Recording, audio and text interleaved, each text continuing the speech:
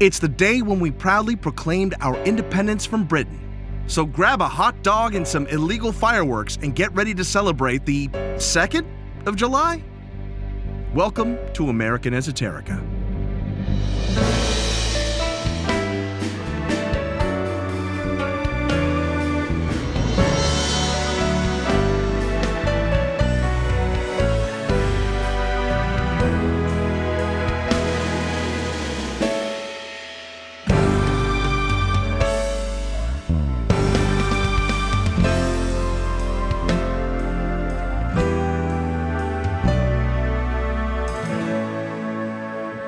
If history class gives you the bricks, this is the mortar. The essential stuff in between. The personalities, events, and other ephemera that shape our history and culture. I'm Brian Powers. This isn't a careful parsing of words to conjure up a discrepancy or some technicality that should make you roll your eyes.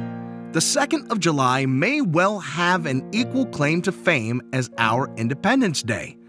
Only it didn't get written all fancy-like at the top of one of our founding documents. I'll let Founding Father John Adams explain. The 2nd day of July, 1776, will be the most memorable epoch in the history of America. I am apt to believe that it will be celebrated by succeeding generations as the great anniversary festival. It ought to be commemorated as the Day of Deliverance, by solemn acts of devotion to God Almighty.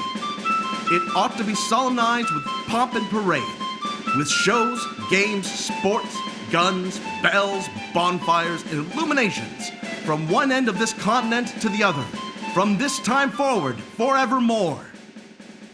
He was uncannily correct about the fact that Americans would persist in celebrating Independence Day, save a cooler full of light beer and a sunburned guy in flip-flops at a grill or two. But how did he get the dates so wrong?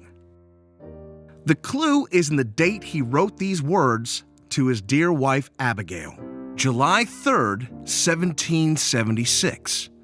To him, the momentous event had already taken place. The vote to declare independence from Britain was a huge milestone, one with tremendous import. The fact that the particulars hadn't been finalized in document form wasn't really an issue to him. The weight of the act landed on July 2nd. But, you say, they all signed it on July 4th, making it official. No. They adopted the final form of the Declaration on July 4th. They didn't start signing it until August 2nd. And not even all of them signed it on that day.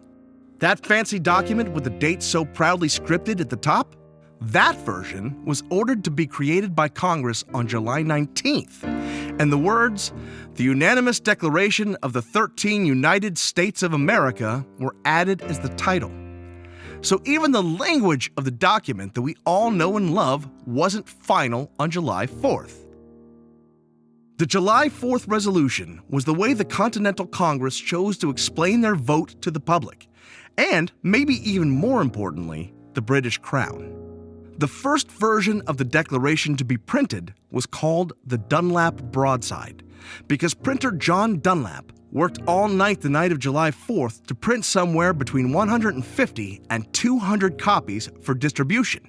Congress wanted it out the door. The fancy script version would have to wait a few weeks, and the signing by all would come a few weeks after that. It was read aloud for the first time in Philadelphia on July 8th, 1776, in what is now Independence Square. Celebrating our independence on July 4th instead of July 2nd is kind of like celebrating your wedding anniversary on the day when the signed wedding license was received by the county clerk, and not the day when you said, "I do." So what's the real reason we celebrate on July 4th?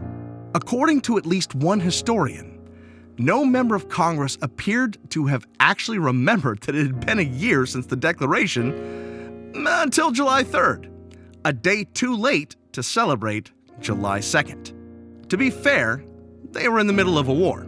So, the first celebration to mark Independence Day occurred on July 4th, 1777, in Philadelphia. And we've been celebrating on the same day ever since.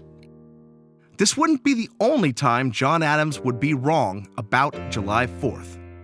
50 years to the day from the ratification of the document of the Declaration of Independence, on July 4th, 1826, John Adams gave his final words. Thomas Jefferson still survives. He was wrong, however.